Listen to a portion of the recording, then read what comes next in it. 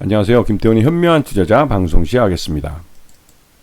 본 영상에 다루는 내용은 투자 권유가 아니며 각 개인의 투자 판단에 대한 책임을 지지 않습니다. 별도 SNS 채널 가입을 유도하거나 투자 권유 및 유료 리딩 서비스를 홍보하는 불법 사진 계정에 유의하시기 바랍니다. 자, 오늘은 인그루드 랩이라는 회사에 대해서 말씀을 드리겠는데요. 이 인그루드 랩은 이 코스메카 코리아의 자회사입니다. 코스메카 코리아가 인수를 한 이 화장품 제조업체인데요. 이 회사는 OEM과 ODM을 좀 수행하고 있고 본사는 미국에 있습니다. 그러다 보니 요번에 트럼프가 발표한 이 상호 관세에서 이 미국 내에서 화장품을 제조하기 때문에 이 관세로부터의 위험성이 없는 거죠. 그래서 그 관세에 대한 그 트럼프의 상호 관세에 대해서 뭐 말 그대로 이제 적용이 받지 않기 때문에 이 부분 때문에도 시장에서 많이 부각돼서 최근에 주가가 많이 올랐습니다. 그런데 지금 주가가 이렇게 오른 건 지난해 실적에 대한 뒤늦은 주가 반영이라고 할 수가 있죠. 자, 이 회사는 지금 보시다시피 이 미국 내 북미의 동부 지역에 여기 뭐 뉴욕에서 가까운 거리에 위치해 있습니다. 그러다 보니 이 대도시를 배경으로 해서 이 화장품을 만들어서 파는 독립 브랜드들, 그러니까 중소 그냥 로드샵이라고 할 수 있겠죠.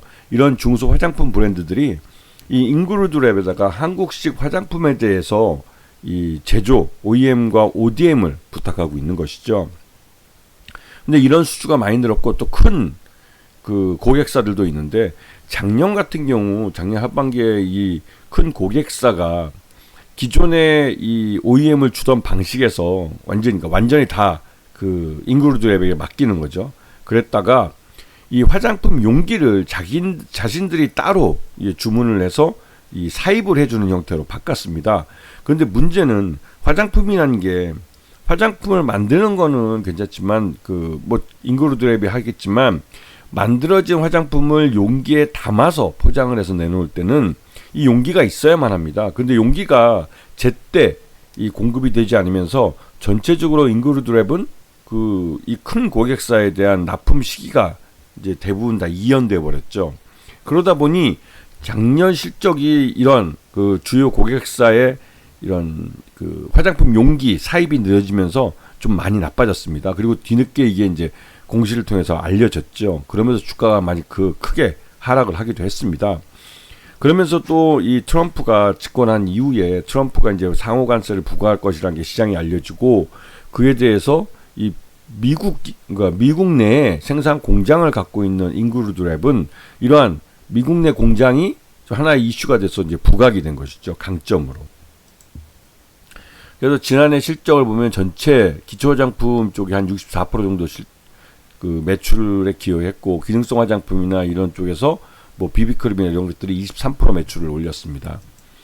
그리고 연결 포괄 손익계산서를 보시게 되면 지금 재작년보다 작년이 매출이 좀 많이 줄어든 모습을 보이는데요. 1335억으로 1500억대 지금 실적에서 좀 줄어든 양상입니다. 이 줄어든 게 바로 주요 고객사의 이런 이 납품 방식이 화장품 용기에 대한 사입으로 바뀌면서 이런 부분이 실적에 영향을 미친 것이죠. 그래서 영업이익도 137억으로 거의 반토막이 나버렸고요. 당기순이익도 143억 정도로 예년보다 좀 많이 줄어든 형태죠. 그러다 보니 뭐 전반적으로 인그루드 랩에 대해서 이러한 좀 제대로 된 영업관리, 마케팅이 좀 부족하다는 이런 부분이 부각이 됐습니다. 그리고 그래서 그동안 이제 주가가 많이 하락을 한 상태였는데요. 그러다가 요번에 이제 트럼프가 이런 상호 관세를 매기겠다고 하는 게 알려지면서 주가가 급등하기 시작했죠. 그게 이제 그러니까 미국 내에 공장을 갖고 있기 때문에 이 관세 문제로부터는 자유스럽다는 게 하나의 강점으로 부각이 된 겁니다. 그리고 이 회사의 최대주는 코스메카 코리아고요. 코스메카 코리아가 전체 지분의 39%, 특수관계인들 포함하면 44%를 갖고 있습니다. 굉장히 좀 최대주 지분이 높은 편이고요. 그리고 5% 이상 주주엔 니혼 콜마라고 해서 일본 콜마가 여기에 또 한 10% 정도 주요 주주로 참여하고 있습니다. 그래서 실제로 이 유통 가능한 주식수는 한 38% 정도밖에 되지 않죠. 그래서 이 회사 같은 경우도 실적이 좋아진다는 게 딱 확인이 되면 곧바로 품절주가 될 수 있는 가능성이 높은 종목입니다. 왜냐면 유통 가능한 주식수가 거의 한 38% 정도로 굉장히 적기 때문에 그런 것이죠. 그리고 코스메카 코리아 같은 경우는 이 모회사인데요. 이게 미국의 잉그루드 랩을 통해서 미국 내에서 실제로 OEM과 ODM 사업을 벌이고, 또 이런 미국 내에서 한국 화장품에 대한 인지도와 인기가 올라가면서 이런 그 한국식 화장품을 만들 줄 아는 잉그루드 랩에 대한 이 OEM과 ODM 주문이 수주가 많이 들어왔습니다.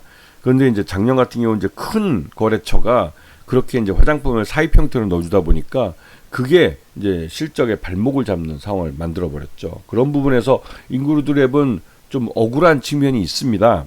이런 부분을 잘 봐주셔야 될 것 같고요. 그리고 이 모회사 코스메카 코리아도 이 중국 내 사업체를 대부분 다 정리를 했고, 나름대로 이제 코스메카 차이나하고 코스메카 소주 이 두 개만 남겨둔 상태인데요.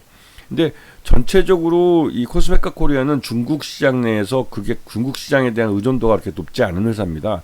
중국은 단순하게 어떻게 보면 그 생산 공장으로만 활용한다고 해도 과언일 정도로 중국에 대한 매출이 좀 더 낮은 편이죠. 그런 면이 코스메카 코리아가 주가가 많이 오르게 된 그런 이유이기도 합니다. 그리고 이제 한국 음성, 충북 음성하고 이제 마케팅 부서는 성남 판교에 있고, 그래서 이렇게 그 나름대로 코스메카 코리아나 잉그루드 랩은 그 주가가 오를 만한 이유를 갖고 있는 회사들이기도 하죠. 그리고 요번에 이 잉그루드 랩 같은 경우는 그 배당을 20억 내외에서 하겠다고 해서 주주 이익을 위해서 한 20억을 그 배당금으로 지급을 했습니다. 이런 부분이 좀 그 주주 배정, 그러니까 주주에 대한 환원이 좀 나아지고 있다는 측면이고요. 그래서 지금 최근 들어서 주가도, 그러니까 외국인 투자자들도 한 10%대를 넘어서는 그런 그 매수세를 보여주고 있습니다. 그래서 이런 부분도 좀 보셔야 될 것 같고요. 그래서 이제 잉그루드 랩은 지난해 실적 부진에 대해서 주가가 많이 급락을 했습니다. 이게 지난번에 그 화장품 용기가 알려지면서 주가가 이제 급락을 한 부분인데요.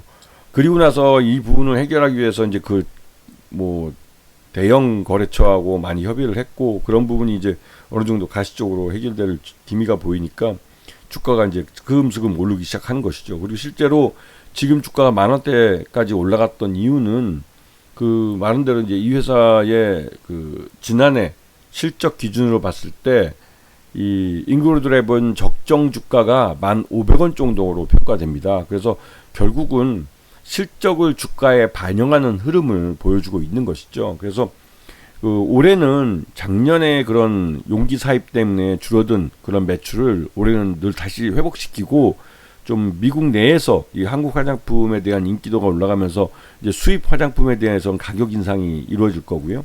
거기에 맞춰서 잉그루드 랩은 미국 내에서 직접 제조를 해서 공급을 한다는 측면에서 상대적으로 경쟁력이 있기 때문에 잉그루드 랩에 대한 이 OEM과 ODM 수주가 늘어날 가능성이 큽니다. 이런 부분이 실적 호전으로 나타날 수 있기 때문에 이 주가가 앞으로 꾸준히 개선될 가능성이 큰 그런 종목이기도 하죠. 그래서 이런 면을 눈여겨 보셔야 되는 겁니다. 아시겠죠? 자, 오늘 방송 여기서 마치겠습니다. 감사합니다.